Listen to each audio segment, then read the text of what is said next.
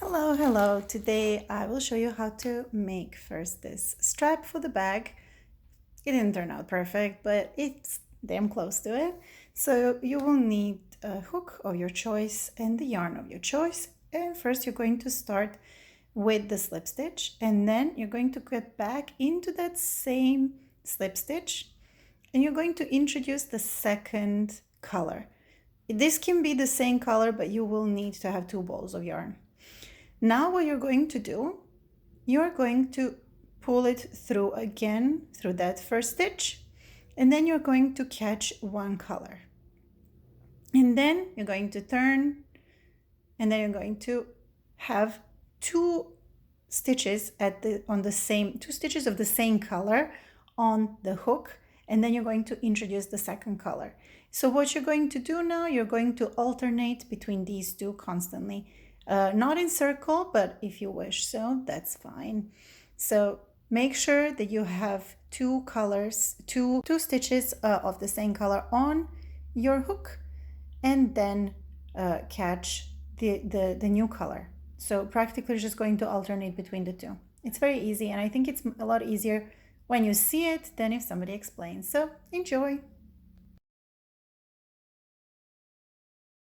As you could see, sometimes when it gets twisted too much, you're going to have to try to turn your work with the hook so that it's not too rigid and it's not too tight. And then you're just going to continue working your yarn until you're satisfied with the length of this strap. This is fairly easy to do, and it will work with any yarn. And the best part of this is that it becomes very sturdy, and it really can help you create the strap that's going to not get stretched as you pull it, as you use your bag. So here it is. I'm not sure how many I had. It's about, I will lie to you, 45 centimeters. And now I'm just going to show you how I end it so it does not come undone. So practically in the same way that we were working, you're just going to pull that yarn through on one side, and you're going to pull it through on the other side, and that's it. Leave these little straps because they're going to help you secure it to the bag.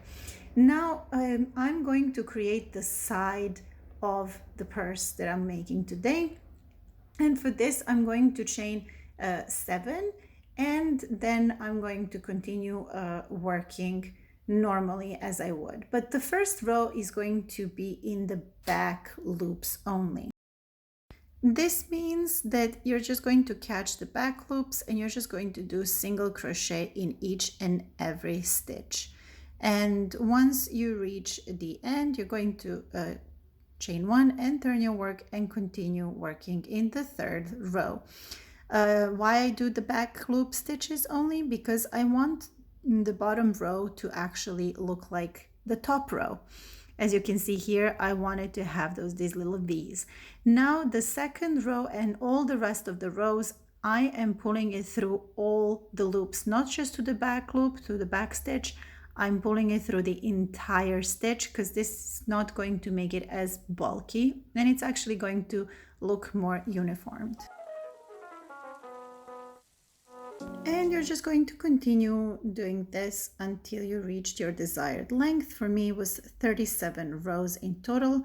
And it was based on the size of the circles that I made. So based on the circles that you have, this can be longer or shorter.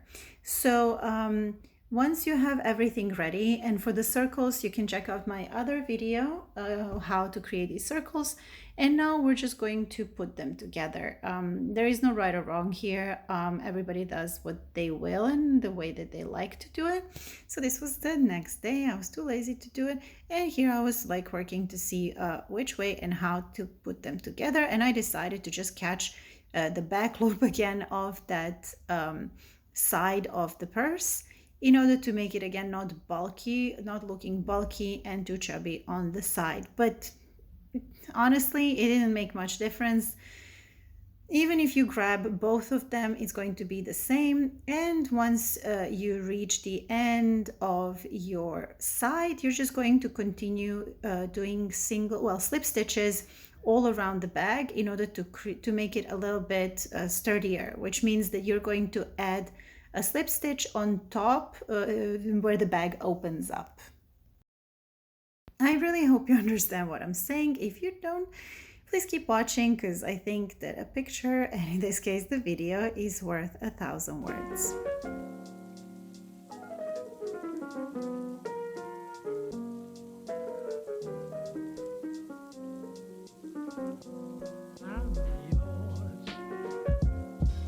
Here you can see that I'm doing slip stitches all around. This is where the opening is, and this is going to give that extra firmness to the purse.